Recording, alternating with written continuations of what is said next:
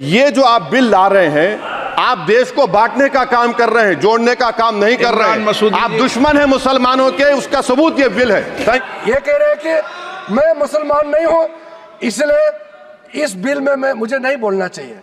ये तो बहुत आपत्तिजनक वाला बात है। अस्सलाम वालेकुम दोस्तों, कई दिनों से न्यूज़ में ये बात चल रही थी कि वक्फ बोर्ड के खिलाफ एक बिल आने वाला है। बीजेपी की जानिब से एक बिल लाया जा रहा है जिसमें वक्फ बोर्ड का जो एक्ट है उसमें तब्दीलियां लाई जा रही है। वहाँ बैठे मेंबर ऑफ पार्लियामेंट्स की जानिब से ये कहा गया है कि आप मुसलमान नहीं है, इसी वजह से बिल के बारे में आप नहीं बोल सकते। जिसके बाद किरण रिजिजू खफा हो गए और इन्होंने कहा कि मैं मुसलमान नहीं हुआ तो क्या हुआ, मुसलमानों का भी मैं मेंबर ऑफ पार्लियामेंट हूँ, मुसलमानों के जो कानून और एक्ट्स है उस पर बोलने का उनका पूरा हक है। जिसके बाद मुस्लिम पॉलिटिशियंस ने उन्हें जवाब दिया और कहा कि अगर ऐसी बात है तो राम मंदिर अयोध्या में बोर्ड के मेंबर है उसके अंदर मुसलमान क्यों नहीं है, और जो 4 धाम है वहां पर मुसलमान क्यों नहीं बोल सकते। वक्फ के कानून के खिलाफ बैरिस्टर अवैसी ने आवाज़ उठाई, काफ़ी सारे समाजवादी की पार्टी के लीडर्स ने भी आवाज़ उठाई। किस तरह से आप लोग यहाँ पर देख सकते हैं। श्री मोहिबुल्ला बिस्मिल्लाहिर्रहमानिर्रहीम इख्तियार दिया गया। सर, हिंदू एंडोमेंट में जो कर्नाटका और तमिलनाडु में है वहां कोई मुस्लिम नहीं हो सकता, और 26 में आर्टिकल 26 का वायोलेशन है। 4 धाम में ये लिखा हुआ वाज़े तौर पर कि सिर्फ हिंदू होगा। बिहार उड़ीसा में भी यही लिखा हुआ है। पंजाब हरियाणा में गुरुद्वारा प्रबंधक कमेटी में सिर्फ सिख होगा ओनली, और ये उनका अधिकार है जिसको माना गया है। लेकिन मुस्लिम के साथ में यह अन्याय क्यों है? और सुन लीजिए सर मैं आपकी तवज्जो के चाहता हूं, दुनिया का सबसे पहला वक़्फ़ खाने काबा मक्के में है। क्या हम उसके ऊपर भी सवाल उठाएंगे कि वहां पर भी हमारा कोई हिंदू भाई हो?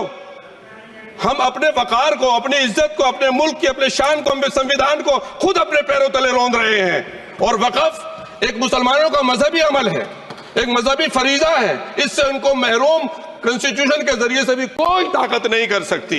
सर, ये हम बहुत बड़ी गलती करने जा रहे हैं जिसका खुमियाजा हमें अभी नहीं सदियों तक हम भुगतते रहेंगे, क्योंकि हम खुद अपने कॉन्स्टिट्यूशन को, संविधान को, उसकी पामाली कर रहे हैं। अगर हमें इस सिलसिले में मैंने सर पूरा मैंने उसको मध्यम से पढ़ा है, और मैंने पूरी 40 तरामीम जो उसमें गलत है उसको लिखकर जो है वो मैं लेकर आया हूँ। सर, इसके जरिए से सरकारी अमले को बाज़ाब्ता तौर पर यह हक आखिर तो कलेक्टर को दिया जा रहा है। सर्वे कमिश्नर के इख्तियारात खत्म किए जा रहे हैं। आखिर सर्वे कमिश्नर भी तो गवर्नमेंट ऑफ इंडिया का होता है। सर, ऐसे कैसे कर सकते हैं हम? और फिर सर उसमें मेरे मजहब के मुतालिक चीजें हैं तो वो कैसे कोई दूसरा तय करेगा? क्या कुरान में क्या लिखा है, फिक़ा में क्या लिखा है, इस्लाम में क्या लिखा है, ये आप तय करेंगे या मैं तय करूंगा? सर, इससे हम मजहब में दखल अंदाजी कर रहे हैं, इंटरफेरेंस ऑफ द रिलीजन कर रहे हैं। सर इस तरह के कवानीन से मुल्क की शाख को नुकसान पहुंचेगा। कॉन्स्टिट्यूशन की स्पिरिट हम खत्म कर देंगे, और अगर ये होगा तो कोई भी अकलियत, कोई भी माइनॉरिटी अपने आप को हिंदुस्तान में सेफ नहीं करेगी। पिछले दिनों सिखों के साथ भी ये हुआ, और कुछ ईसाई भाइयों के साथ भी इस तरह के वाकयात हुए हैं, जिसकी वजह से सब लोग अपने आप को असहाय महसूस कर रहे हैं। 10 साल से जो मुल्क में माइनॉरिटीज के साथ, उनके हुकूक के साथ, उनके रिलीजन फ्रीडम के साथ जो खिलवाड़ किया जा रहा है, उससे रूह कांप जाती है। और दिल ऐसा महसूस होता है कहीं ऐसा ना हो कि जनता इन हुकूक के लिए, कॉन्स्टिट्यूशन को बचाने के लिए दोबारा सड़कों पर आ जाएगी। आपके माध्यम से खास करके कांग्रेस पार्टी को कहना चाहता हूं, ये अमेंडमेंट आज सरकार इस सदन में ला रहे हैं, एक तरीके से आप लोगों ने जो भी कदम उठाया है, आप लोगों ने जो भी चाहा है, वो आप नहीं कर पाया, वही चीज करने के लिए हम आज ये अमेंडमेंट प्रपोज किया गया है। अब जब मैं इसका विवरण दूंगा तो आप बिल्कुल सहमत होगा मैं जो आपके सामने में बात रख रहा हूं। और दूसरी बात, इसमें हम लोग सब चुने हुए प्रतिनिधि हैं। मैं अपना बात तर्क रखने से पहले ही बताना चाहता हूं, इस बिल का समर्थन कीजिए, करोड़ों लोगों का दुआ मिलेगा।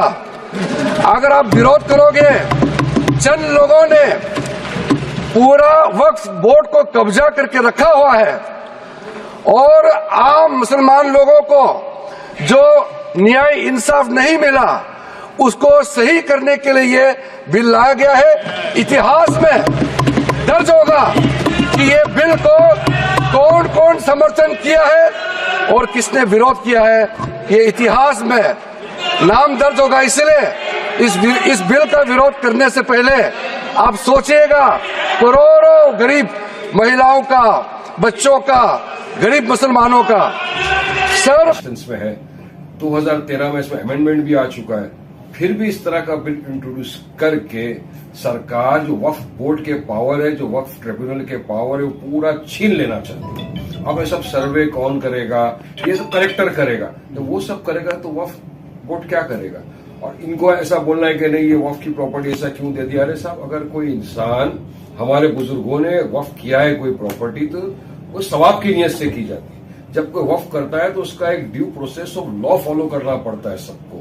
ड्यू प्रोसेस ऑफ लॉ के अंदर आपको पेपर डॉक्यूमेंट सबमिट करने पड़ते हैं, उसके बाद स्क्रूटिनी होता है, उसके बाद गवर्नमेंट नोटिफिकेशन आता है, गैजेट बन के आता है, फिर वक्फ होता है, मुतल्ली होते हैं वहां पर। मगर ये सरकार की नीयत अब ये हो गई कि नहीं, ये वक्फ की जो प्रॉपर्टी इसको हमको हासिल करना है। सुप्रीम कोर्ट तक ने बोल दिया once a Waqf always a वक्फ। आप उस वक्फ की प्रॉपर्टी को ना बेच सकते हो, ना उस पर थर्ड पार्टी राइट क्रिएट कर सकते हो।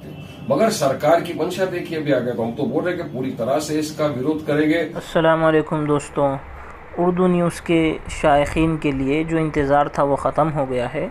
द उर्दू डेली न्यूज़ ने अपने ऐप को शॉर्ट न्यूज़ के अंदर कन्वर्ट कर दिया है और बहुत ही अच्छी तरीके से अब आप शॉर्ट न्यूज़ बस स्वाइप के ज़रिए से रीड कर सकते हैं। डाउनलोड करें और अपडेट रहे। Short news the Urdu daily. चाहे आप लोग क्या राय है इससे मुतालिक कमेंट ज़रूर करिए। इंशाअल्लाह अगले वीडियो में दिखा दूँगी। अल्लाह हाफ़िज़।